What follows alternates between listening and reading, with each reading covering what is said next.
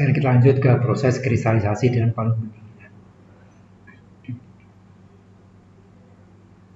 Proses kristalisasi dengan pendinginan diperlukan. Karena apa? Proses kristalisasi dengan penguapan airnya di panmasa itu memang itu sudah tidak bisa dilakukan lagi dengan melanjutkan penguapan airnya.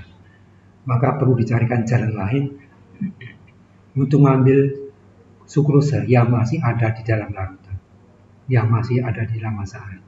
Yang ini sebenarnya masih bisa kita ambil lagi tanpa dengan penguapan airnya. Karena kalau dengan penguapan airnya berarti nanti base-nya terlalu tinggi, viskositasnya terlalu tinggi, masa tidak bisa diturunkan lagi. Fluiditasnya menurun, bahkan tidak bisa turun dari panmasa. Salah satu caranya adalah kristalisasi dilanjutkan dengan mendinginkan masaan. Diturunkan, didinginkan di crystallizer, baru kemudian didinginkan.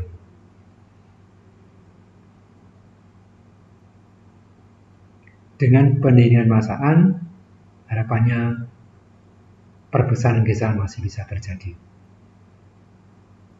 Sehingga output dari proses kristalisasi lanjut, output dari kristalisasi dengan pendinginan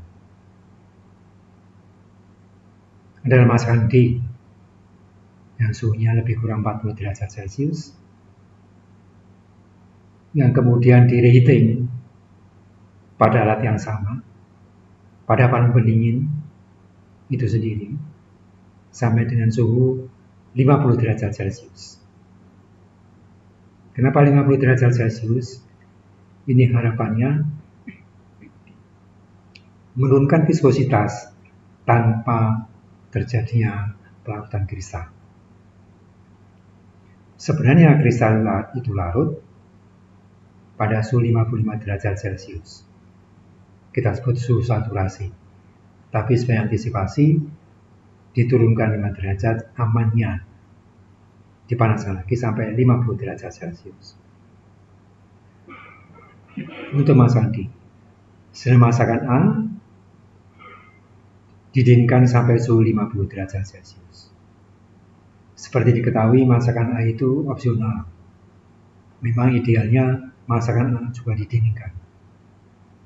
Jadi masih ada kesempatan untuk mendapatkan kristal lebih banyak dan didinginkan.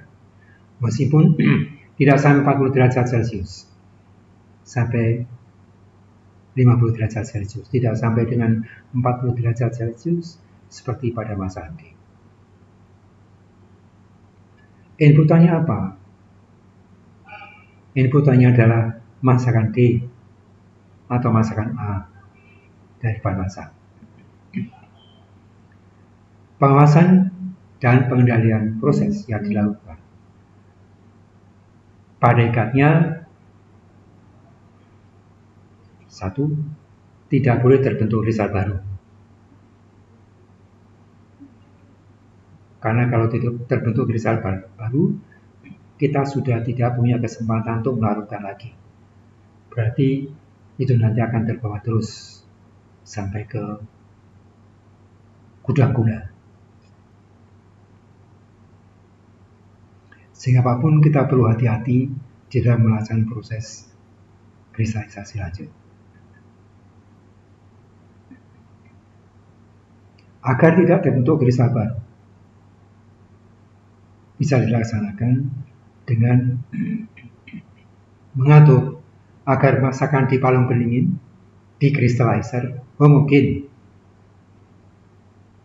Karena apapun kalau itu homogen, maka peningkatan saturasi, peningkatan KLC, itu akan terbagi rata bagi semua massa masakan. Sehingga itu tidak akan menimbulkan kristal palsu. Karena itu dibagi rata ke semua kristal sehingga kristal besar tanpa membentuk kristal baru. Tidak terjadi pengendapan kristal. Serta yang diawasi yang lain adalah kalau kita menggunakan palung pendingin yang kontinu, Jagalah agar aliran itu berjalan mengalir secara plafon. Meskipun sebenarnya di balon pendingin sendiri, di vertical crystallizer itu juga sudah dilengkapi dengan pengaduk.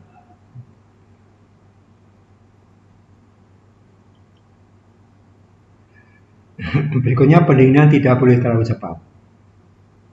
Karena kalau pendinginan terlalu cepat, bisa juga akan terjadi kristal palsu. Sehingga cooling rate-nya dibatasi 1 sampai 1,5 derajat Celcius per jam. Waktu pendinginan untuk masakan D lebih kurang 36 jam. Ini kaitannya dengan cooling rate yang dibatasi tadi. Jadi waktunya lebih kurang 36 jam. Supaya apa? Supaya tidak terlalu cepat, supaya tidak timbul kristal palsu.